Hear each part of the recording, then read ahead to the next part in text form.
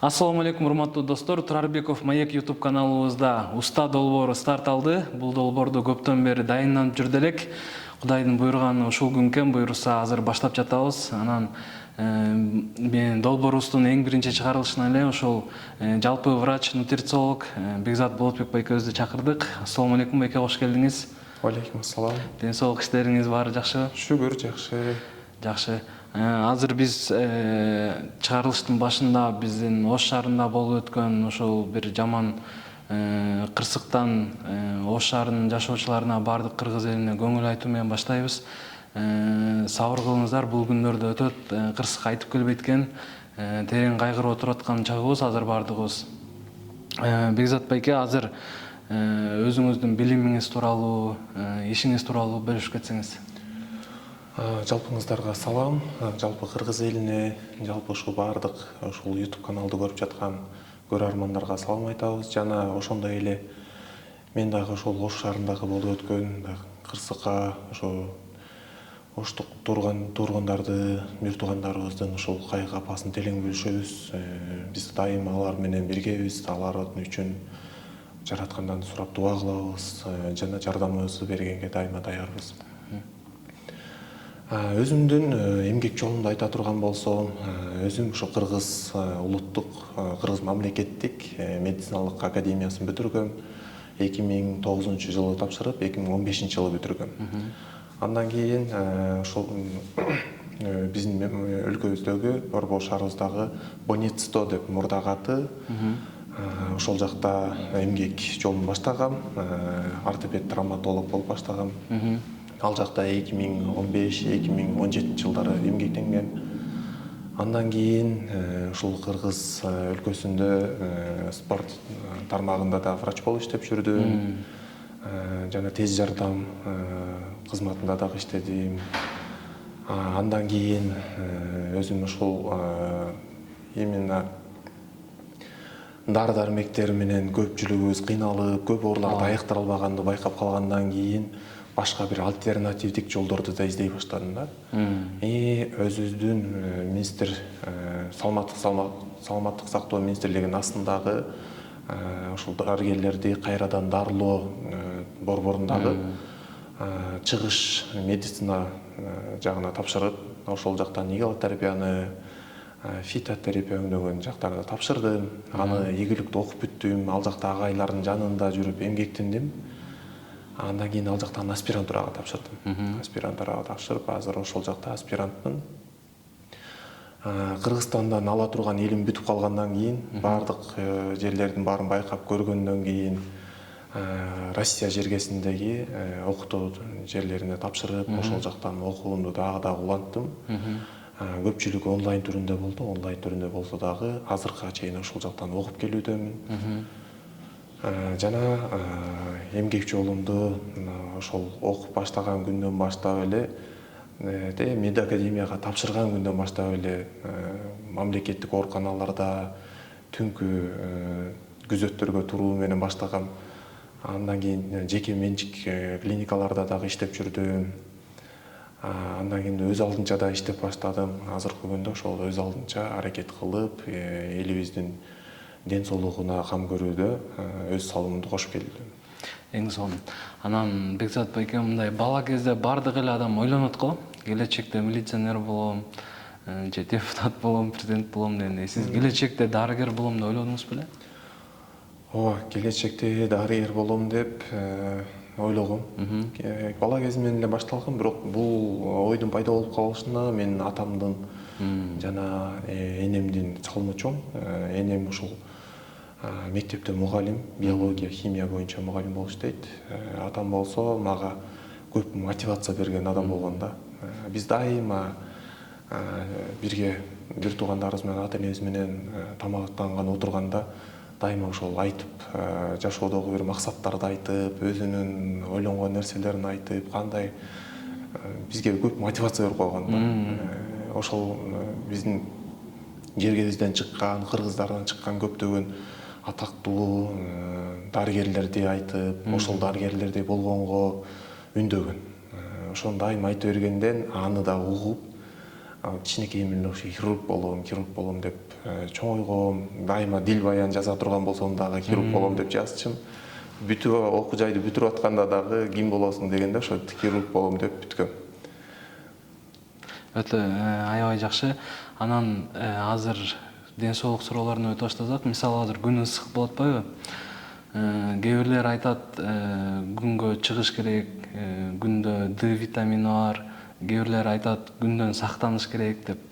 Ушуга оюңуз кандай сиздин? Күндүн бизге берген таасири? Күндүн бизге берген таасири өтө чоң. Бул бир эле D3 витамин эмес, андан башка биздин нерв системабыздын иштөөсүнө же болбосо жөн эле ошо эндорфин деп коет. Көңүлдү кууна кармай турган гормондордун бөлүнүп чыгышына, мелатонин өңдөнгөн гормондордун бөлүнүп чыгышына дагы күндүн таасири өтө чоң. Жана жалпы эле биздин денебиздеги регенерация процесстери, мындай клеткалардын калыбына келүү процесстерине дагы күндүн таасири чоң. Бирок күндүн баардык эле убагындагы тийген нурлары таасирлүү эмес. Буга мисалы үчүн саат 10-11лерден саат 4-төргө чейинки нурлар кичине өтө жакшы эмес. Бирок айла жок учурда чыкса болот. Бирок күнгө күйүп, ошол убакта андай орусчасы солнечный ванна деп коет го, күндөн пайда алуу сунушталбайт. Эртең мененкиси же кечкиси жакшы. Ал учурда пайдалуу нурлар көп. Биздин ошол күндүн нурунун курамындагы пайдалуу нурлар биздин денебизге көп таасирин берет, пайдалуу таасирлерин көбүрөөк берет. Ошондуктан күнгө чыгыш керек, сөзсүз түрдө көлөкөдө жүрө берген болбойт. Көлөкөдө жашай турган болсок, биздин иммунитетибиз түшөт, көп процесстер бузулат. Мисалы жанагы абактарда жаткан адамдар деле көлөкөдө жаса беришип, күнгө көп чыкпай калгандыктан дагы оорулар менен чалдыгып калышат. Же жөнөкөй эле ошо көлөкөдө өскөн балдар дагы иммунитети начар, ден соолугу кичине алсызыраак болушат, өсүп жетилүүсү дагы алсыз болот. Күнгө чыгып туруу сунушталат. Күн жок болгон күндө дагы, күн бүркөк болсо дагы сыртка чыгыш керек, сейилдеп басыш керек. Ал учурда деле ошол жарык болуп атпайбы? Ошол жарыкта дагы өзүбүзгө керектүү болгон жакшы нурлар бар. Анан ушул күн ысыкта, мисалы аябай муздак сууларды ичип атпайдыкпы? Ушул кандай таасир этет? Мисалы кээ бирлер айтышат да, майда кан тамырлар жарылып кетет деп. Негизи эле күн ысыкта кандай сууларды ичишибиз керек, кандай температурадагы сууларды ичсек туура болот? Күн ысыкта суу ичип жүрүш керек, сөзсүз түрдө суу ичүү керек. Себеби биз күн ысыгында температура жогорулаганда биз тээрдейбиз. Адамдын денеси ошол температураны нормалдаштырыш үчүн тээрдүү процессин жөнгө салат. Тээрдүү процесси менен дене тапты нормалдаштырат. Суу ичип жатканда биз өзүбүздүн денебизден сууну коротобуз да, сыртка чыгып кетет, аны толукташ керек болот. Сөзсүз түрдө сууну көбүрөөк ичип туруш керек. Суу ичип жатканда өтө муздак суу ичүү сунушталбайт. Өтө муздак суу иче бере турган болсок, ашказаныбызга жана бөйрөгүбүзгө зыян алып келет. Же болбосо ошол тамак оору өңдөгөн ооруларга дагы дуушар болуп калышыбыз мүмкүн. Кээ бир адамдар көнүп калган болушу мүмкүн. Бирок бара акырындан көнсө болот. Бирок дароо эле муздак суу ичип, ысып калганда эле кирип туруп холодильниктен же муздак сууларды сатып алуу менен ичип коюу бул биздин бөйрөгүбүзгө дагы, ашказаныбызга жана ошо тамак ооруларына чейин алып келип коюшу мүмкүн. Сиздин видеоңузду көрүп калдым да. Кичинекей балаларды кышында оорубасын кааласаңыз азыртадан баштаңыз депчи орустар да айтып коет го. Орустар кышка даярдыкты жайында баштайт депчи. Ошол тууралуу кенен айтып берсеңиз, мисалы кышында оорубаш үчүн жайында эмне кылышыбыз керек? Кышында оорубаш үчүн жайында көп нерсе кылыш керек. Тамактануудан башташ керек, ушул сейилдөөгө чыгуу, спорт менен машыгуу, жана ошо видеолордо айтып өткөн сууга куюнуу, суу куюнуу деп коет. Суу куюнуудан баштап өзүбүздүн денебизди чыңдап барыш керек. Жана айтып өттүм го, муздак суу ичкенде дагы кээ бир адам оорубайт депчи, бирок алар көнгөн. Алар ошол денесин, дене ошого адаптация болгон, дене ошол абалды жөнгө салып кете ала турган деңгээлде тарбияланып калган да. Биз кыш суук. Кышында пайдалуу тамак аш жок, күн жок, азыркындай күн жок. Биз эмне кылышыбыз керек? Жайкысын ошол кышкыга керектүү болгон запастардын баарын топтошубуз керек. Ал запастарды топтош үчүн ошол күнгө чыгып, витамин D3-нин дагы өзүнүн депо деп коет, запасы бар, ошону топтош керек. Ал үчүн күнгө чыгып турушубуз керек, пайдалуу азыктарды көбүрөөк жешибиз керек. Пайдалуу азыктар кышкысын жашылчаларды жеп, көп сунушталбайт себеби алардын баардыгы тең кышкысын атайын бир ушундай бир искусственный жерлерде өстүрүлөт, анча азыктардын баардыгы тең табигый болбойт. Жана аларды жетилдириш үчүн дагы көптөгөн ар кандай заттар колдонулуп калат. А жайкы нерсе булар табигый бышкан, ошол күндүн нурунда бышкан, өзүнө пайдалуу азыктарды пайда кылган, жетиштүү деңгээлдерде камтыган. Аны биз жесек, ошону биздин денебизге дагы ал заттар толот. Витаминдер жетиштүү болуп калат, баардык нерсе толуп, иммунитетибиз баары көтөрүлөт. Жана жайкы мезгил бул күндүн жакшы жылуу мезгили.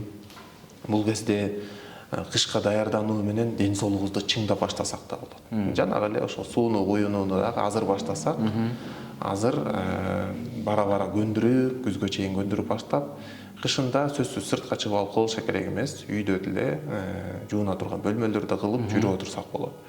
Эгерде сиз адамдар азыр жайдан баштап ушуну кыла турган болсо, ушундай бир ден соолугун жакшы чыңдап алат, кышкысын оорубай турган деңгээлге жетет. Сууга куюнуу дегенде муздак суугабы? Негизи муздак сууга, бирок аны дароо муздак суу менен баштабайт. Башында адамдын температурасы менен болгон сууда баштаса болот. Аны акырындан төмөндөтүп жүрүп отура керек. Жумасына бир 2 градустан төмөндөтсө болот жаш балдарда. Чоң адамдарда аны өтө эле көбүрөөктөн төмөндөтсө болот, бирок өзүнө байкаш керек. Ар бир адамда бул жактан өзгөчө. Кээ бир адамдар кайсы бир кошумча оорусу бар болушу мүмкүн. Аларга да көңүл буруу керек. Аларга көңүл буруш үчүн дарыгердин, кесип ээсинин кеңеши керек. Эң сонун. Анан мындай учурлар көп болот го. Кээ биркилер ойлонуп эле ооруп калат дегенчи. Ошого сиздин оюңуз кандай? Мисалы, бир оору жөнүндө уктум да, ойлонуп эле ооруп каласың дегенечи. Бунун орду бар. Бул медицинада илим негизинде тастыкталган. Ойлоно бергенде адам кыжалат боло бере турган болсо, адамдын денесинде ушундай бир гормондор бөлүнүп чыгат. Кортизол өндөгөн гормондор бөлүнүп чыгат. Кортизол гормону бул гормон стресс, кыжалаттык болгондо бөлүнүп чыга турган гормон.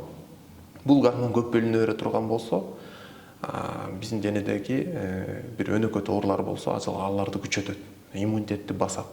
Кортизол гормону бул иммунитетти баса турган иммунодепрессант катары таасирин берет, иммунитетти түшүрүп салат. Ошондуктан адамдар ойлоно берсе, алардын денесинде ушул гормондун бөлүнүп чыгуусу жана башка гормондор бар. Алар көңүл куунак учурда, позитивдүү учурларда көп бөлүнөт дагы. Алар болсо баары тең иммуностимулятор, иммунитетти көтөрө турган нерселер.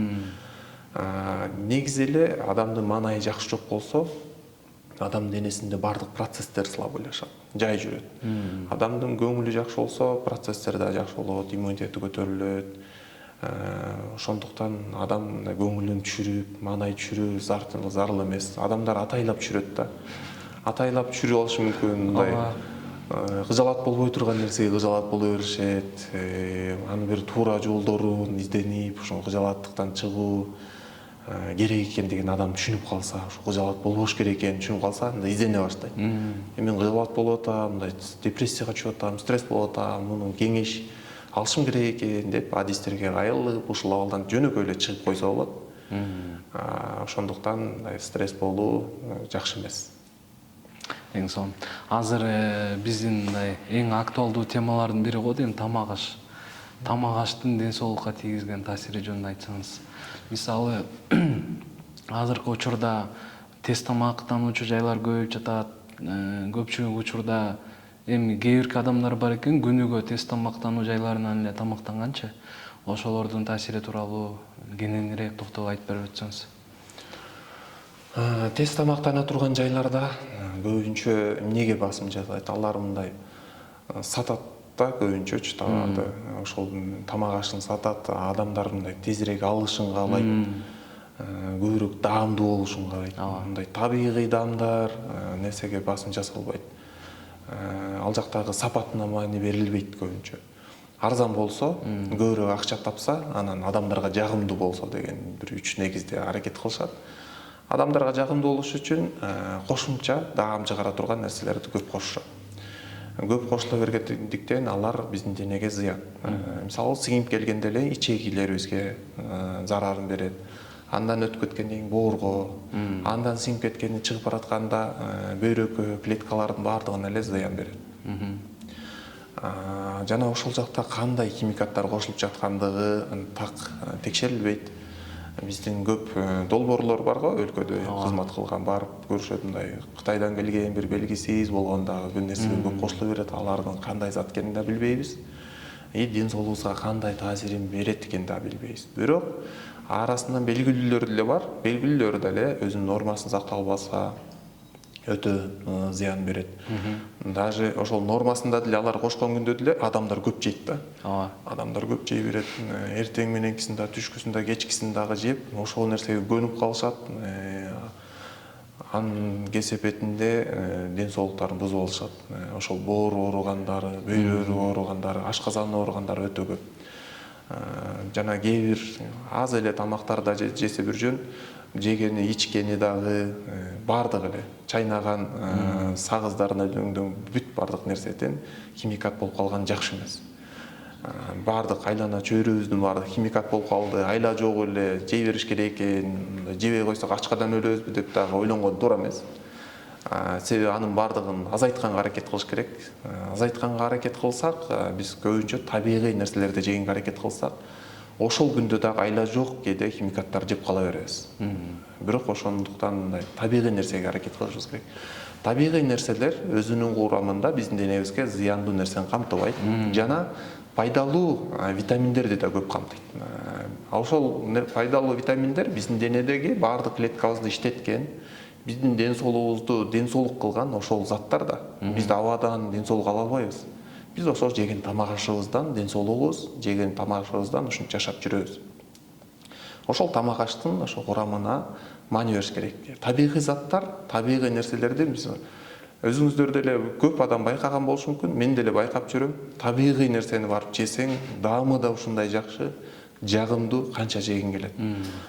Табигый эмес нерселерде даамы да жок, жегиң келбейт. Көп жей бере турган болсоң, айла жокто кээде адамдар менен жолугасың, ушундай бир тамак бере турган жерлерге барып тамак алып жейсиң да. Бирок ал тамактар жегенде тажайсың, жегиң келбей калат. Ошого караганда үйдөгү мындай жөнөкөй бир тамакты жегенде сагынасың. Ошол жөнөкөй тамактагы өзүнүн мындай пайдалуу экендиги, зыяны жок экендигин даже дене өзү айта баштайт. Пайдалуу нерселерине, мисалы үчүн, бул жакта эми биз сабаттуулугубузду күчөтүшүбүз керек, элибизге да жеткиргенге аракет кылыш керек. Ошо табигый өскөн өсүмдүктөр, жашылчалар, жемиштер өзүнүн курамында биздин денебизге керектүү болгон көп заттарды камтыйт. Ошол нерселерди жеп, пайдаланышыбыз керек биз. Жакшы, анча интернетте да карап атсаң, кээде видеолор чыгып калат да. Негизи шаурма аябай пайдалуу депчи. Ал деген азыр айткан сөздөрү так эсимен чыгып атат, бирок лаваш менен жасалат. Эт болсо, эт жанагы эмелер аралашканда өтө пайдалуу деген сыяктуу видеолор бар да. Сиз негизи шаурманы пайдалуу дейсизби? Шаурманы пайдалуу кылып жасаса болот. Пайдалуу кылып жасаса болот. Ал үчүн помидордон соус дейбиз го, кыргызчасында кошулма жасаганда табигый болуш керек да. Кетчуптарды жасап сатып алабыз, арзан алабыз анын баарын. Помидордон эч ким мындай табигый кылып жасабайт. Бирок ошол Бишкекте же шаарларда деле көп жерден кезиктирип калабыз. Бирок өтө чанда. Мындай кошулган кошулмалардын баардыгы тең табигый заттардан кошуп жасашат да. Мисалы биз айыл жергелеринде ошо помидор, жанагындай чеснок, перестерден кошуп атайын тамакка кошо турган соус жасап коет го, приправа деп айтабыз. Бул нерсенин даамы өтө сонун, пайдалуу. Помидордун курамында да, перестин курамында да, чесноктун курамында да бизге керектүү заттар өтө көп. Аны табигый да сактап коюшат. Кийин эле химикаттарды кошо баштабаса, аны мындай жертөлөлөргө атайын сактап келгенбиз, пайдаланып жеп келгенбиз. Ал нерсе өтө жакшы. Ошол өңдөнгөн пайдалуу нерселерди колдонуу менен жасаса дагы жакшы болот. Этти дагы сапаттуу этти колдоно турган болсо жакшы, бул өтө жакшы. Арзан, мындай кичине сапаты начарлап же бузулуп бараткан эттерди алып дагы химикаттарды кошуу менен жасап кое турган болсо анда зыян болуп калат. Жана ал жака кошулуп жаткан ун, кандай ундан жасалды. Уну дагы эгер пайдалуу ундар болсо, өзүнүн курамында жанагындай клетчаткаларды, витаминдерди камтыган ундардан жасалса дагы анда жесе болот. Сүзмөнү пайдаланса болот, майонездин ордуна сүзмө өңдөнгөн нерсени кошсо болот. Дагы башка көп нерсени кошсо болот, но ошону эгер адам жасап аткан сатуучулар ошону мындай чын дилине, ак ниети менен жасаса, анда жакшы жесе болот. Бирок ошондойлорду издеш керек. Үйдөн жасаса болот. Мында үйдөгү кожойкелер бар, аял заттар, үйдөн өздөрү жасап алып жесе жакшы. Эң сонун. Эми сууларга өтсөк. Азыр муздак кола, энергетик, жандай фьюсти сыяктуу кечирип койгула аттарын аталып кетти. Негизи биз күнүмдүк жашоодо эле ичип аткан суулар барго. Булардын пайдасы барбы негизи? Газдалган суулар бар ичип аткан. Же өзүбүз ичип аткан эле газы жок, эч кандай кошулмасы жок, таза суубуз эле жакшыбы? Эң жакшысы таза суу жакшы. Газдалган суусундуктар, газдалган суусундуктардын эми түрү бар да. Атайын пайдалуу минералдуу суулар бар. Биздин ошо Жалал Абадтыкы, жана ысык атаныкыбы, же сырттан келгендер да бар, өтө пайдалуулары бар. Ал өзүнүн курамында пайдалуу микроэлементтерди, электролиттерди камтыган жакшы суулар бар. Андан сырткары таза, жөнөкөй эле таза суулар дагы бар. Ошол сууларды ичип жүрсө жакшы. Себеби сууну ичип жүрүшүбүз керек. Бизге суу керек. Же ошондо сууну сатып алып ичишибиз керек, же болбосо үйдөн чай кылып, же болбосо сок кылып, же компот кылып да өзүбүз жасап ичсек болот. Сырттан сатып алганда кээ бир мындай химикат кошулгандар бар. Мисалы үчүн бир асуу деген суу бар, өзүнүн курамында химикаттар өтө көп. Кошулганбы? Кошулмалар көп да. Аны мен ичүүнү сунуштабайм. Жакшы эмес ал ичкен. Таза суу ичкен жакшы болот. Минералдуу сууларды ичкен дагы болот. Газдалган болсо деле кээде уруксат берилет. Ал өтө зыян эмес. Жана химикаттар кошулган. Өзүнүн бизде азыр мисалы үчүн Ош жергесинде кээ бир сууларга бир тыюу салып алып атышат, бирок башкаларын албай атышат да. Тилекке каршы ошо башкаларын дагы алса жакшы болмок. Башка көп энергетиктер бүгүнкү жаштардын ден соолугун алып, бөйрөктөрү, боорлору иштебей, бөйрөктөрүн, боорлорун талкалап алгандар өтө көп. Бүгүн бизге көптөгөн жаштар келет, дарыланып, текшерип келебиз, оорулар бар, эмне болгону, эмне үчүн ушинтип ооруп калды жаш кезинде деп таң каласың. Сурайбыз, сураштырсаң, жылдап же айлап энергетик көп ичкен, коланы көп ичкен, ушул өңдөнгөн зыяндуу суусундуктарды да өтө көп ичип койгондор, ден соолугун бузуп алгандар өтө көп. Кээ бир адамдар оору илек болушу мүмкүн бүгүн. Мен ичип атам, бирок оору илекмин деп айтышы мүмкүн. Ошол кээ бирөө мисалы үчүн айтып жүргөндөрдө дагы алар деле изденсе болот. Мисалы үчүн интернетте эле көп адамдар айтат да, бул зыян деп айтат. Астына карасаңыз, же бирөө жазат, мен ичип атам, өлгөн жокмун деши мүмкүн да. Бирок ошол эле маалда дагы бирөө жазып аткан болот. Мен ушинтип, ушуну ичип атып, ушундай ден соолугумду бузуп, араң жакшы болду, башкаларга ичпегиле, силерге да акыл кеңешимди айтам дейт да. Бирок алар кээ бирөө ошону маани бербей карабай коюшат. Менин сунушум жок дегенде башка бирөөнүн дагы мындай акылдуу, мындай башка бирөөнүн кемчилигинен сабак алат дейт го. Акылсыз болсо өзүнүн кемчилигинен депчи. Ошон үчүн өзүбүз кемчилик кетирип, анан тилибизди тиштеп, бармагыбызды тиштеп алып, андан кийин барып оңолгондон көрөк алдын алсак жакшыраак болот. Зыяндуу суусундуктарды ичпегенге аракет кылыш керек. Эми каалаган адам бат эле издеп таап, үйрөнүп алат бул нерсени. Анан эме деп да айтышат го, мисалы майлуу тамактан кийин бир стакан кола өтө пайдалуу деп. Жок, майлуу тамактан кийин муздак ичкен жакшы эмес. Майлуу тамак ичкенде бизде өт суюктугу бар да, өт суюктугу бөлүнүп чыгып, тамакты сиңириш керек. Майлуу тамак ичкенде биринчи ашказанга түшөт ал. Ашказанда түшкөндө ашказандын өзүнүн суюктугу ал жака эзет. Ал тамактарды эзет, биринчи химуска айландырат. Химус деп коет. Бир 4 сааттай ашказанда турат ал, сиңирүү процесси башталып элек, али эзүү процесси болот. Ошол химикаттар менен ашказандагы суюктук, H хлор, соляная кислота туз кислотасы менен эзет да. 4 саатта эзгенден кийин анан ичегиге өткөрөт. Ушул ичегиге өткөргөн учурда өт суюктугу жана уйку бездеги бөлүнүп чыккан суюктуктар аны сиңире баштайт. Но муздак ичип койгон болсо ушул процесс болот. Ага чейин өт дагы бөлүнүп чыгып даярдалыш керек болчу. Муздак нерсе бара дайыма ушинтип иче бере турган болсо өттөгү таштын пайда болуусуна алып барат да. Муну көп биздин канча 1000 жылдык десекпи, канча жылдык тарыхыбыздагы ата бабаларыбыз байкап жүргөн нерсе. Дайыма майлуу тамак ичкенден кийин бизде кичинекейибизден көп жерлерде айтып келген муздак суу ичпе деп. Жылуу суу ичсе жакшы, майлуу тамакты муздак суу ичпей кой. Майлуу нерсенин үстүнө муздак нерсе коюп койсок деле ал тоңуп калат да. Андан кийин сиңирүүнү бузат ал. Сиңбей баштайт. Ошондуктан муздак суу ичүү сунушталбайт. Негизи тамак ичкенден кийин сунушталбайт суу ичүү. Себеби жанагы айтылып өтпөдү, туз кислотасы. Туз кислотасы өзүнүн концентрациясы, нормада концентрациясын сакташ керек да өзүнүн курамынын туз кислотасынын жетиштүү болуш керек. Ошондо тамакты эзет да жакшы. Эгерде тамак ичип туруп суу иче ала турган болсок, ал анда жакшы эзе албай калат. Себеби суу жанагы ашказандагы суюктуктун концентрациясын слабыйлаштырып таштайт. Алсыздаштырып таштагандан кийин сиңбей калат да.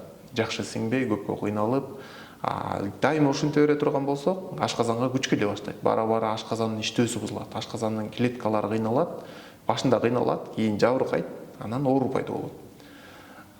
Ушунун алдын алгысы келсе, туура эмес. Кола негизи жакшы эмес.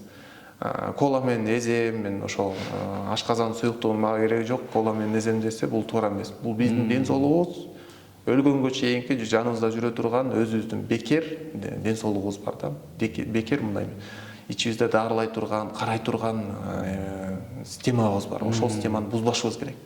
Аны мисалы үчүн бирөөнүн ашказанына сен ашказаныңды берчи, монча миллион доллар берем десе деле бербейт да эч ким. Бирок биз ошону болбогон нерсеге даже акчабызды коротуу менен ошо коланы сатып алганда акча коротобуз. Сатып алуу менен биздин өзүбүздүн ден соолугубузду бузабыз да. Бул жакшы эмес негизи.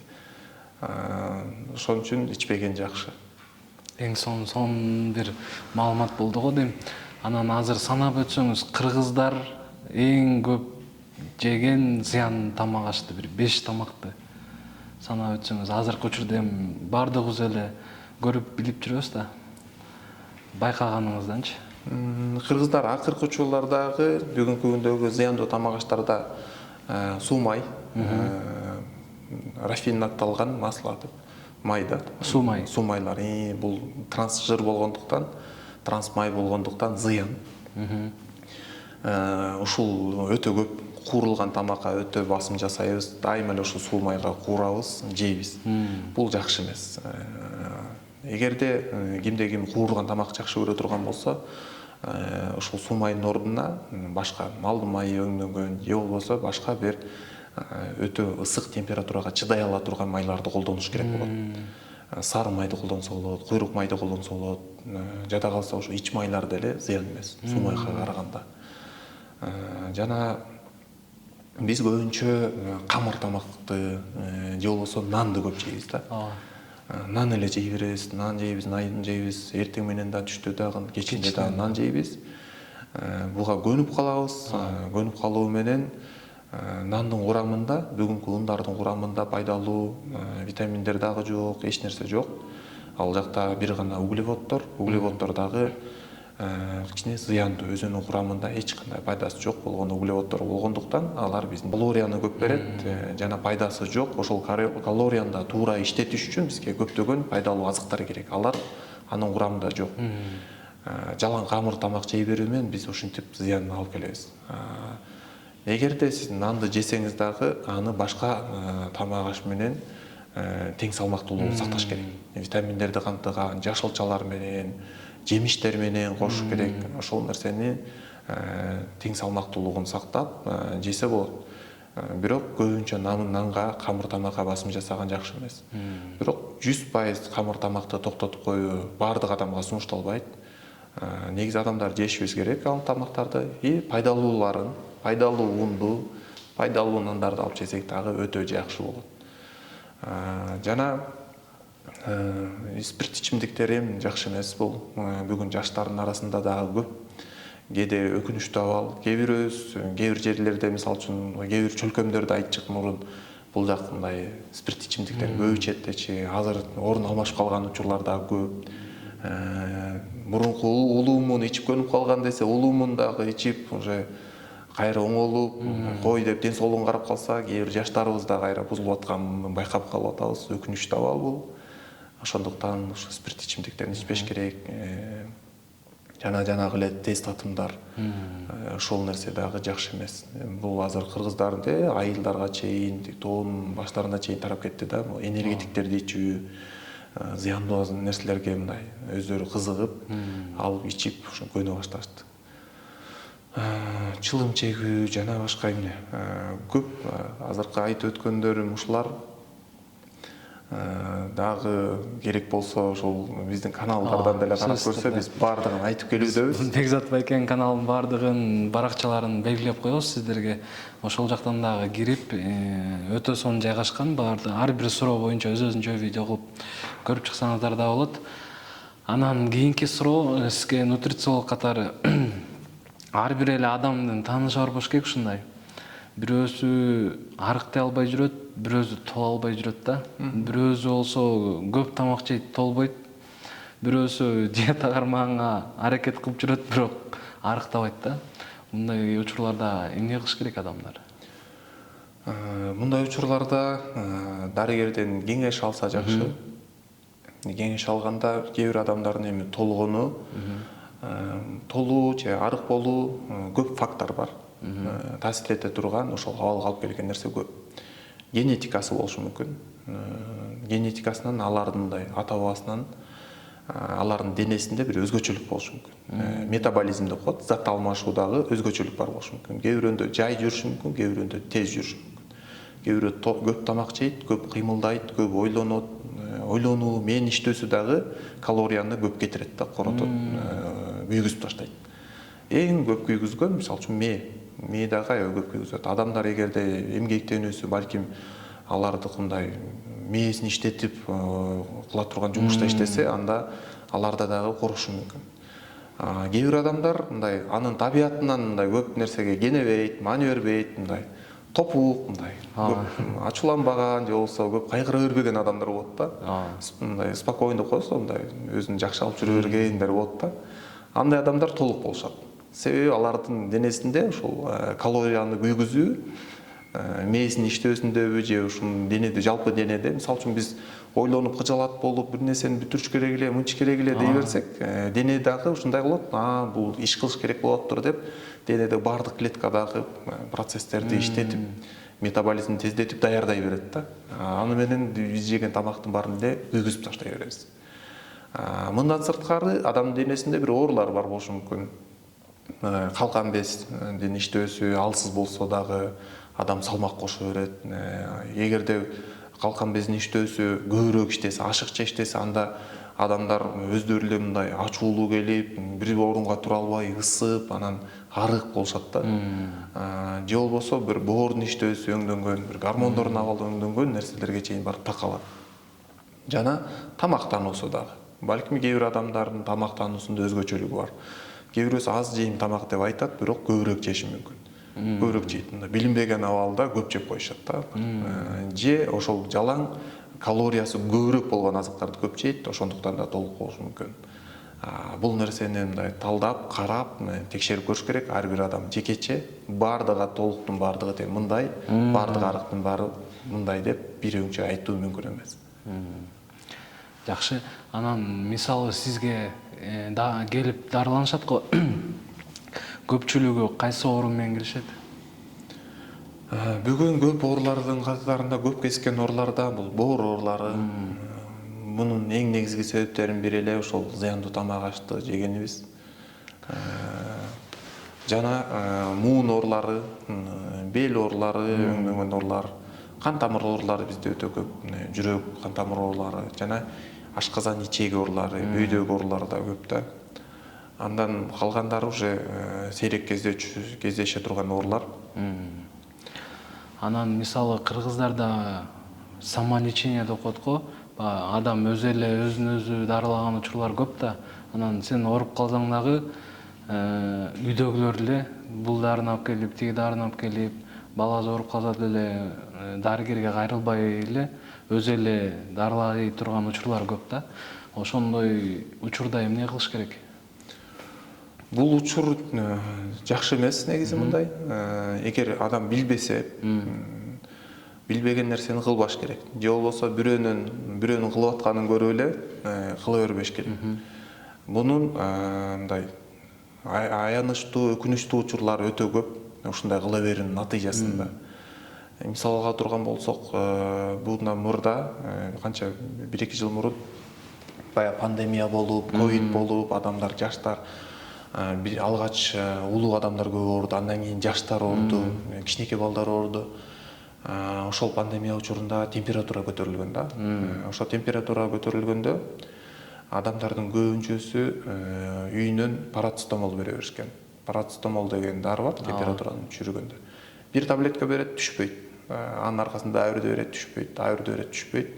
Натыйжада парацетамол бул өзү мындай зыян, боорду эзип таштай турган дары. Анын аз өлчөмдө ичкенде деле зыян берет, бирок ал байкалбай калат да. Бул мындай өлчөмдө берсе болот, эми адамдын ден соолугуна мындай өтө чоң зыян бербейт деп туруп уруксат берилген да.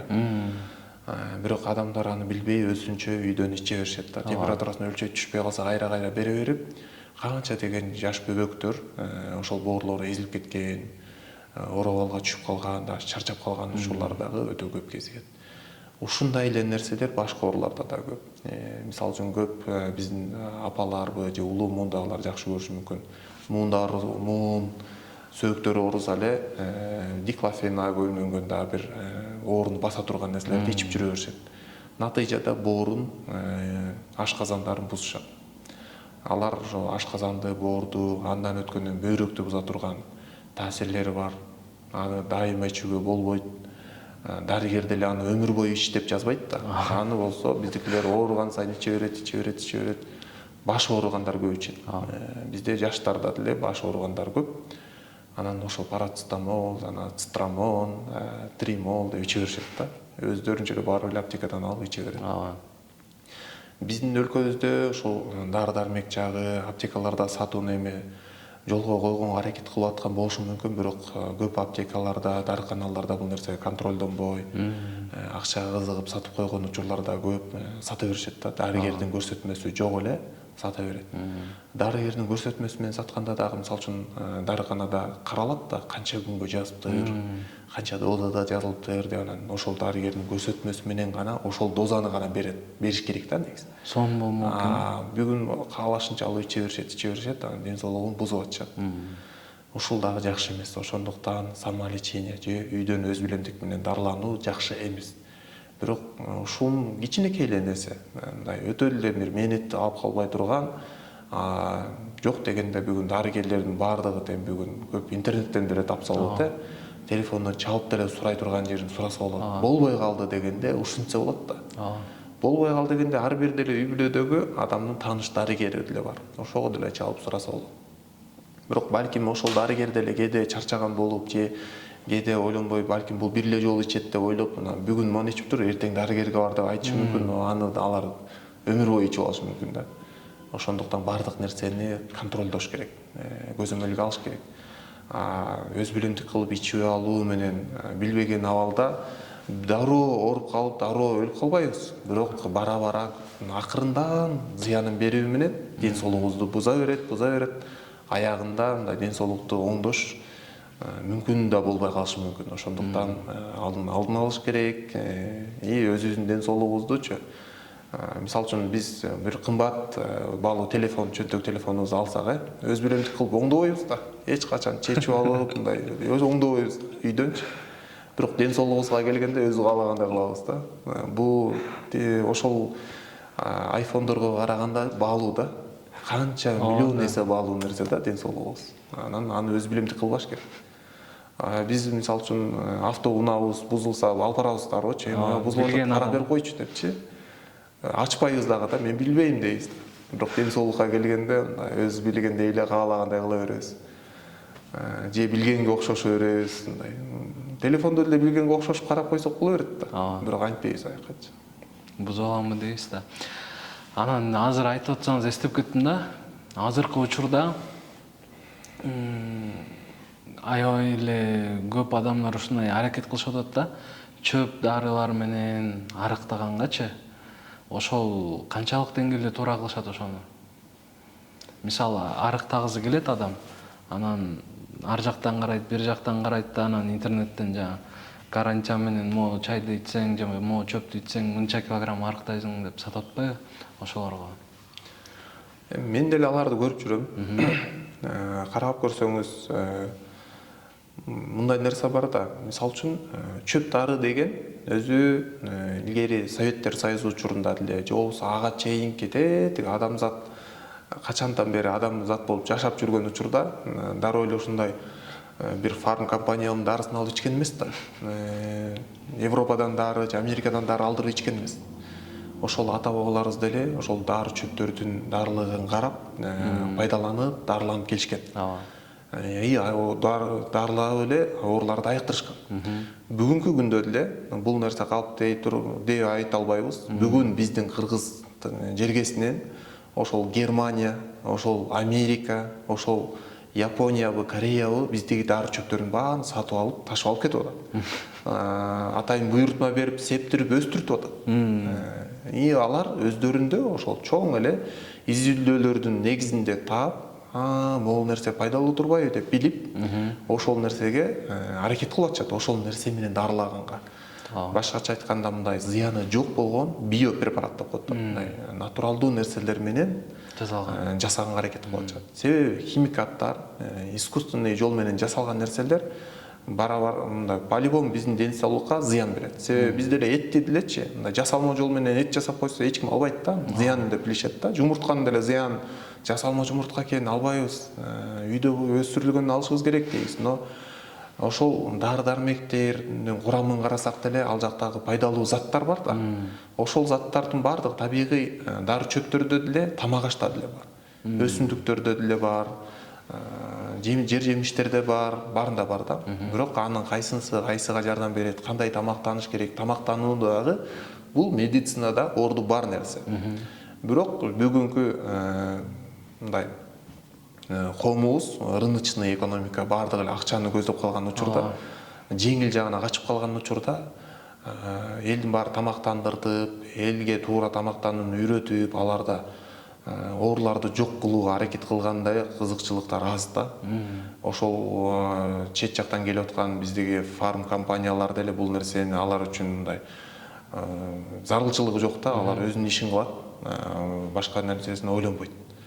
Өзүнүн ошол бизнесин өркүндөткөнгө аракет кылат, ошону өркүндөтүп элге жеткириш үчүн биздин рекламаларды пайдаланат, биздин данагындай баннерлерибиздин баарын пайдаланып, өзүнүн товарларын сатат да.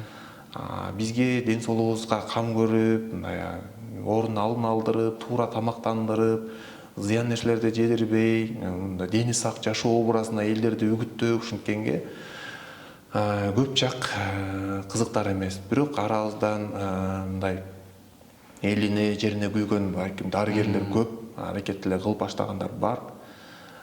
Жана тилекке каршы арасында жанагындай эле бир аз бир чайларды жасай калышып, кайра эле бизнес кыла калайын деп халат кие калып, видео тарта калышып, карасаңыз кече эле бир БАДы сатып жүрчү бир фирманын бүгүн кайра бир чөп чай чыгара калып эле халат кийип чыга калса, анан биздин карапайым эл баардыгына ишене берет. Бул халаты бар турбайбы деп эле көп өздөрү ошондой бир эмелер БАДы сатат да, сырттан алып келип бир нерселер сатышат, анан арасына чөп чай кошуп алышат. Халат кие калып видео тартышат, дарыгерлердин бир түшүндүрүп берип аткан видеолорун көрүшөт да, аны кайра сүйлөп, могул нерсе пайдалуу турбайбы деп сүйлөп туруп эле анын өзүнүкүн бир нерсесин сата бергендер дагы көбөйүп кетти. Бул жерден ошо эл журтубуз аны талдаш керек. Кайсынысы дарыгерби, дарыгер эмеспи? Болбой баратса ошол нерсени ичейинби, ичпейинби деп дарыгерден барып сураш керек да. Дарыгерлер бар. Ооруканаларда иштеп аткан дарыгерлер, алар кабыл алат. Ушул тармагында илими барлары бар. Мисалы үчүн диетаны үйрөтө турган, тамактанууну үйрөтө турган, фитотерапия деп дары чөптөр менен дарыланууну үйрөтө турган, ошону медициналык окуу жайдан окуп үйрөнгөндөр бар, билими жеткендер бар. Жана биз кайсыл бир деңгээлде ата бабасынан да бир нерселерди үйрөнүп калгандар да бар болушу мүмкүн, но алар деле кете чыгып кайсы бир нерсени билбей калышы мүмкүн, но аны биз баардыгын айта албайм мен. Ким кайсы нерсени дарылайт. Бирок үйрөнгөндөрүнө барышканга сунуштайм, билген иш ээсине барганда. Эң сонун. Эми биздин бөбөктөрүбүзгө өтсөк, кичинекей балдарыбызга биринчи эле суроом буга чейин деле балким сизге бергендир, бирок дайым ар кайсы жерден талашмаса эле эмдөө боюнча оюңуз кандай сиздин? Эмдөө боюнча мындай нерсе бар да, биз эмдөөнү эми муну биздин саламаттык сактоо министрлигибиз чоң бир өзүбүздүн жетекчибиз, органыбыз бар, мамлекетибиз бар, биздин улутубуздун коопсуздугун сактай турган органдарыбыз бар. Алар ошол эмделе турган вакциналарчы, эмдөөчү каражаттар келе жатканда текшериш керек. Анын сапатын караш керек. Ал ошол канчалык изилдөөлөрдө өткөрүлгөндүгүнө бир лицензия же сертификат алып койгон болсо дагы бизге келаткан ошол эмдөөлөрдүн арасынан пробаларды текшерип көрүп, анын арасын караш керек да, курамын караш керек. Элибиз ушул нерсеге мындай көп каршылык кылат. Көп каршылык кылганда ошого ишенбейт да. Ишенбегенин дагы жүйөсү бар. Эмнеге десе, биздин өлкөбүздө ошол лабораториясы жок, текшере турган лаборатория. Мен окуп жүргөн кезде, медакадемияда окуп жүргөн кезде эле биз ушул нерсени мындай элге жеткирип коелу, туугандарыма же башкаларга жеткирип коеюн деп, жеткиргенде жөн эле сая бер деп айта албайсың да. Мындай туура бир орчундуу кылып, оор салмактуу бир аргумент менен барайын деп, ошол лабораторияга чейин, ошол жактарга чейин барып аракет кылгам да. Кылсам ошол нерселер жок экен да. Анан азыр мен бул жактан мындай кесип айтып баарыңа сайдыргыла деп айта албайм. Каршы чыгып аткандардын деле, алардын деле өзүнүн жүйөсү бар. Ошол каршы чыккандардын арасында көптөгөн балдардын ошо эмдөөдөн кийин жабыркап калгандарын да көп кезиктиребиз, кезиктирип келе жатабыз. Бүгүнкү ДЦП деп коет, детский церебральный паралич, балдардын жанагындай баш мээсинин ичиндеги суюктуктун көбөйүп кетип, шал болуп калуусунун көпчүлүгү ошол эмдөөдөн кийин болгон дагы көп. Жана эми орунду дагы басканга дагы орду бар да, орду бар, но ошол зыян эмес экендигин такташ керек, алдаш керек. Анан вакцинага эле басым жасап алуу дагы жакшы эмес. Адамдар өзүнүн иммунитетин да сактаганга аракет кылыш керек. Кээ бир оорулар бар, мисалы үчүн ооруйсуң, мисалы үчүн грипп деп коет, адамдар бар, ошол жөнөкөй эле гриппке деле барып вакцина ала беришет. Бирөөлөр болсо алдын алат да, грипп менен оорубаганга аракет кылып, иммунитетин чыңдап, туура тамактанып, өзүн жакшылап карап жүрөт. Спорт менен машыгат. Андай адамдарга грипп деле жугуп калышы мүмкүн, же жугуп калганы деле билинбейт да. Бир аз дене табы көтөрүлөт, же кичине бир аз эме болуп барып эле жакшы болуп кетет. Иммунитети слабый болгон, ден соолугу слабый болгон адамдар ооруйт. Вакцинасын деле алса деле ооруп калат алар. Вакцинаны алгандан кийин ооруйт. И дары да ичет, пачкалап дары ичет. Канча күндө айыкпайт да. Анан эптеп араң айыгып бүтөт. Мына айыктым дейт, анан дагы бирөө келип жанына чүчкүрөт. Чүчкүрсө кайра ооруп калат да. И ал адамдар өздөрү билет, балким кийин өздөрү эле жазышы мүмкүн. Анан алар эмне кылышат? Ушундай чүчкүргөндөрдү көрсө алыстан качат, барбаганга аракет кылат, ушинтип корунуп жашайт да. Бирок по-любому эле ооруп кала беришет да. Анын жөнөкөй эле жолу ушул иммунитетин, ден соолугун караш керек. Ден соолугун карай турган болсокчу, ушул бир пандемиядабы же кайсы бир ооруларда көп мындай кайтыш болуп кетти да адамдарчы. Бирок ошолордун баарын карасак, дени сактар кайтыш болуп кеттиби десе жок. Дени сак эмес, ошо иммунитети начар, ошондой бир мындай кооптуу абалдагы адамдардын баары кайтыш болду. Мамлекетибиз деле вакцина кылганда ошолорго вакцина кылганга аракет кылды, ошолорго мындай алдын алуу, түшүндүрүү иштерин жүргүзгөнгө аракет кылды. Ошолорду мындай изоляция кылганга аракет кылды, себеби ушулар көбүнчө кетти мындай туруштук бере албай калып атат, ошолор катуу ооруп калып атышат депчи. А так дени жакшы, мындай дени сак болгон адамдар көп оору менен оорубайт деле. Даже азыркы көп ооруларды, мисалы үчүн гепатит Б депчи, айыкпай бүгүн вакцина сайганды мен деле макул эми гепатит Бга сайгыла деп айтабыз да.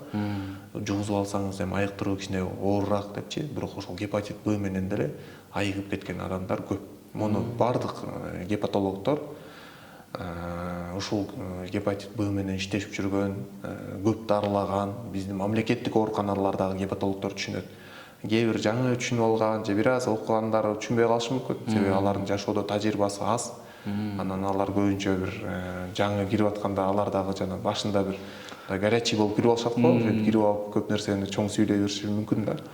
Бирок көп учурда гепатит Б менен деле 100% айыгып кеткен адамдар көп да. Ошондуктан эң маанилүүсү бул ден соолук, иммунитет.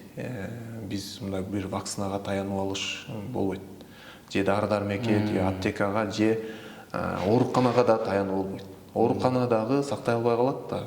Ден соолугуна болгон күн аракетин көрөт, бирок ал ден соолугу ушундай каралбаган, ушундай акыркы учурларында келип кала турган болсо эч нерсе кыла албай калышат да. Жакшы, эң сонун. Анан ушу кичинекей балдарга негизи дары кайсы учурларда бериш керек кичинекей балдарга? Дарыбы же бизде деген жандай свечалар бар. Да кичинекей балдарды немен айыктырыш керек эгер кичинекей бала грипп менен ооруп калса же температура болуп калса бөбөктөрүбүз? Эми буга мен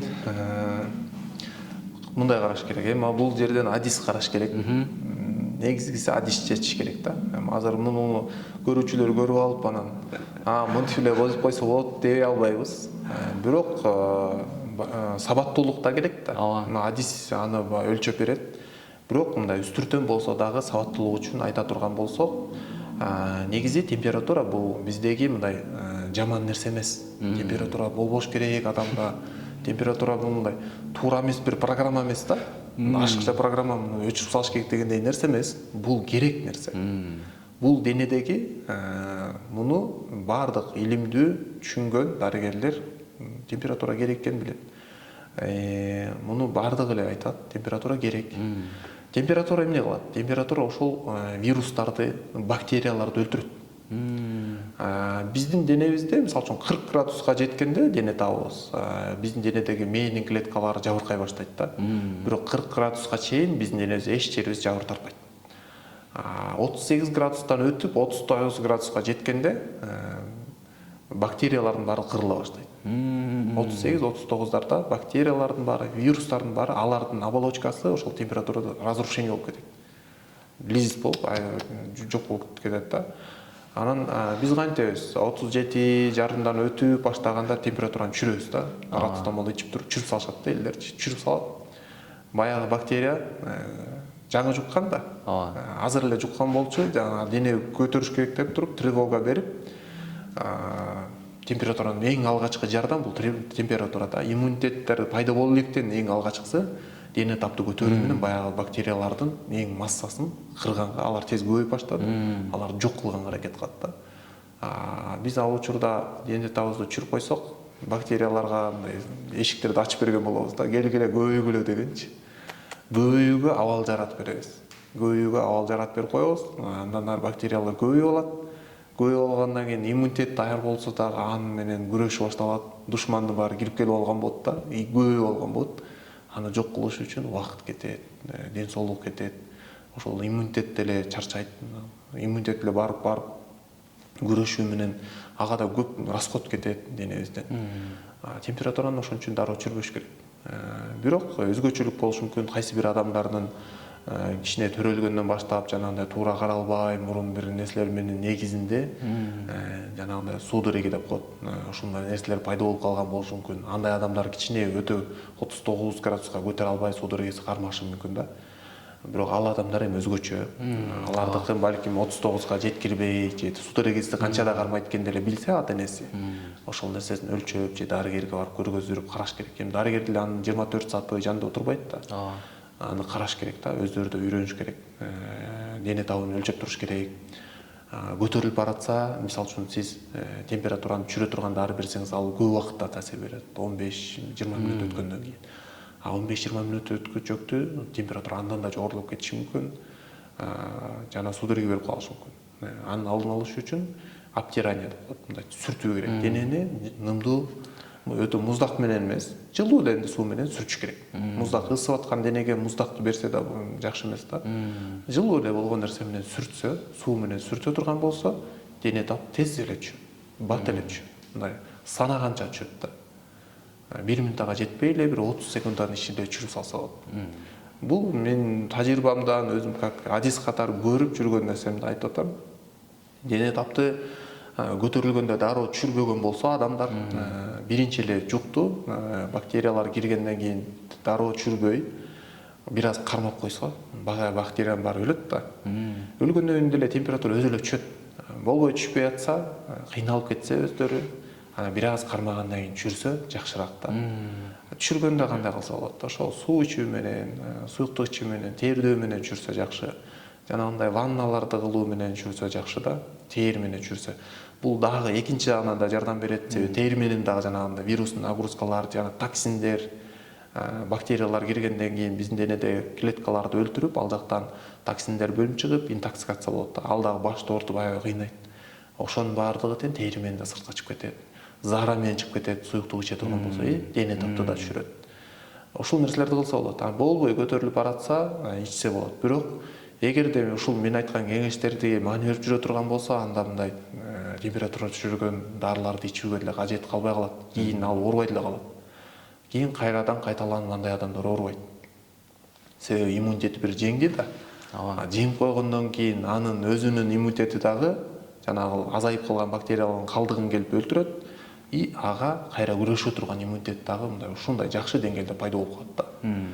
Анан кайра бир жумадан кийин деле келип жанына бирөө чүчкүрсө оорубай турган болуп калат. Эң сонун болду. Достор, бүгүн өтө эле жакшы маалыматтарды бердик го дейм. Өзүңүздөр самолечение кылбай, бир нерсе болсо дарыгерге кайрылганды, тамактануу маданиятын үйрөнгөндү баарыңыздарга сунуштап өтөбүз. Мен да өзүм Бекзат байкеге барып бир 2 ай болуп калды окшойт. Бир аз дарыланып, азыр өзүмдү аябай жакшы сезип калдым. Бир аз өтө эле ашыкча салмак кошолду элек өткөндө, азыр өзүбүзгө кичине келип атабыз. Андыктан сиздерге да сунуштайм. Өзүңүздөр эле баягы өзүңүздөрдү дарылай бербей, дарыгерге барсаңыздар, биринчиден жоопкерчилик менен мамиле кылат экенсиздер. Экинчиден ошол дене өзү айтат деп атпайсызбы? Денең өтө сонун сезим болот экен да. Андыктан баарыңыздарга сунуштайм. Азыр эми биздин көрүүчүлөргө өзүңүз бир кайрылып өтсөңүз, акыркы сөзүңүз болсун. Эмнелерди айтып кетет элеңиз кеңеш катары дагы? Эми мен өзүмдүн тармагымда адис катары ошол элибизге, бардык жарандарыбызга, бизди көргөндөргө кайрыла турган нерсебиз, биздин бир эле нерсебиз бул мындай да. Көп байлыктар бар да, жашоодо мындай байлыктар бар. Ошол байлыктардын эң маанилүүсү, бардык байлыктардан жогору турганы, балким ыйман, бул дин, биздин мындай руханий жагыбыз, бул мындай биздин бул жашоодогу туура жашоо өтүшүбүз мындан да жогору турат. Бирок андан кийинкиси эле ушул ден соолук да. Ден соолугуң болбосо башка эч нерсе кыла албайсың. Намаз окуш да кыйын болуп калат, элге жардам бериш да кыйын болуп калат. Бардык нерсени аткарыш кыйын болот да. Ден соолукка келгенде кайдыгерлик карабаш керек. Мисалы үчүн бүгүнкү күндө бардык адамдар ийгиликтүү болгусу келет, жакшы ата болгусу келет, жакшы апа болгусу келет, мындай ушундай да, көп нерсени ийгилик жараткысы келет. Бирок ден соолук жок болсо бардыгы бир тим болуп калат да. Ошон үчүн эң биринчи байлык бул ден соолук. Ушул ден соолук бул ар бир адамдын өзүнүн колунда. Ар бир адам бул жакка өзү жоопкерчилик менен карай алат. Башка бирөө келип туруп анчалык жоопкерчилик кылып бере албайт. Биз эмне кыла алабыз? Биз болгон илимибиздин негизинде, болгон түшүнүгүбүздөн мындай жоопкерчилик менен ага туурасын жол көрсөткөнгө, жеткиргенге, үйрөткөнгө аракет кылабыз. бирок үйрөткөндөн кийин жеткиргенден кийин баардыгын түшүндүрүп бергенден кийин да аткаруу ошол нерсеге кам көрүү ар бир адамдын өзүнүн колунда. 24 саат бою ошол ден соолугун ар бир адам өзү карап жүрөт. Ошондуктан ар бир адам ушул ден соолугуна кам көрүүнү үйрөнүш керек, билиш керек. Үйрөтө турган, түшүндүрө турган адамдардан сураш керек. Мындай өз билемдик кыла берип, мындай көп жолу мындай бир жылан менен чактыра беришет го. Бир эле эмес, бир нече жолу чактыра бергендер да бар. Ушундай нерсе кыла бербестен адамдар адистерден, туура илим ала турган жерлерден үйрөнүп, өзүнүн да сабаттуулугун да өстүрүш керек болот. Дайыма дарыгердин дагы көзөмөлүндө керек. Алар канча үйрөнсө дагы адамдар, канча ушул медицина тармагында бир нерселерди үйрөнүп баштаса деле, бирок канча жылдык илим алган, ошол илим алуунун эрежесин, ошол медицинанын туура эрежеси менен үйрөнүп чыккан адамдарга караганда по-любому канча бир кадам артта боло берет да. Ошондуктан алдыңкылардан дагы сураш керек да. Сурап, алардын текшерүүсүнөн да өтүп койгон дагы жакшы. И алардын кеңешин дагы дайыма аткарып, маани берип жүрүш керек болот. Мындан башка мындай жакшы нерсе жок, ден соолуктан башка. Ошондуктан ден соолукка кам көрүшүбүз керек. Ден соолукка туура кам көргөндү үйрөнүшүбүз керек. Мен ушул нерсени айтып өтмөкчүмүн. Жана башкаларга дагы өзүбүздүн туура кеңешибизди беришибиз керек. Мисалы үчүн бир адам уже үйрөнүп баштады. Билди, и жанындагыларга да айтыш керек. Себеби коомду оңдоо, коомго жол көрсөтүү ар бирөөбүздүн колубузда да. Ар бирөөбүз салым кошушубуз керек. Жанагы бизде макал бар го, кызга 40 үйдөн тыюу депчи. Бул мындай кыздарга карата айтылган сөз эмес да. Бул негизи мындай түпкүлүгүн карай турган болсок, ар бирөөбүзгө, же болбосо ар бир абалга баардык тараптан болуш керек дегени да. Эркектерге делеби, жаш балдарга делеби, жетекчиге делеби, же ошол дарыгерлерге делеби. Мисалы үчүн дарыгерлер деле кээдеги бир нерселерди жакшы аткара албай, же бир нерсе кылып коюшу мүмкүн, же болбосо унутуп калышы мүмкүн. Ошону да эскертип туруу дагы ар бир жарандын дагы милдети. Ошондуктан эгерде дарыгерлерден же бизден бир кемчилик көрө турган болсоңуздар, эскертиңиздер. И биздин айтып аткан насааттарыбызга да маани беришиңиздер керек, үйрөнүшүңүз керек, аны да башкаларга жеткирип, бөлүшүп, ошол акыл насаатты башкаларга да жеткиришибиз керек. Эң son Бекзат байке, рахмат. Бүгүн убактыңызды атайын биз үчүн бөлүп, биздин көрөрмандарга жакшы сонун маалыматтар менен бөлүшкөнүңүз үчүн терең ыраазычылык билдиребиз. Кудай буйруса, бул долбоорубуздун биринчи коногу сиз болдуңуз. Алдыда да көптөгөн жакшы бир маектердин чыгышына себеп болушуңузду каалайт элек. Биздин көрүүчүлөргө ушун менен коштошобуз, достор. Бүгүнкү биздин видеону көрүп, бир адам болсо дагы өзүнө жакшы бир маалымат алып, бизден уккан акыл кеңештерге амал кыла турган болсо, ойлойм биз үчүн бир чоң жеңиш болот го деп. Бир адам болсо дагы ошол тамактануу, дарылардын зыян пайдалары жөнүндө биле алган болсо, биз үчүн бир чоң жеңиш болот. Баарыңыздарга ассаламу алейкум.